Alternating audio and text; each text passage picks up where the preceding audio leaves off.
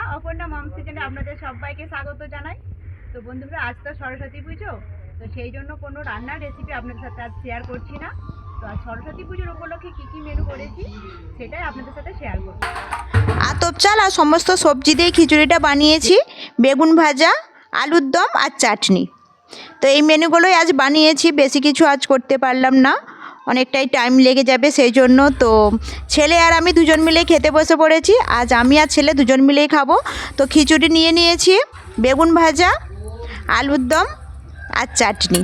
তো বন্ধুরা, আজ তো সরস্বতী পূজা, তো সেই জন্য টাইমটা হাতে একটু কম। তো আপনারা কে কী মেনু বানিয়েছেন আমাকে একটু জানাবেন প্লিজ। দেখা হবে পরের ভিডিওয়ে, ততক্ষণ ভালো থাকুন, সুস্থ থাকুন, টাটা।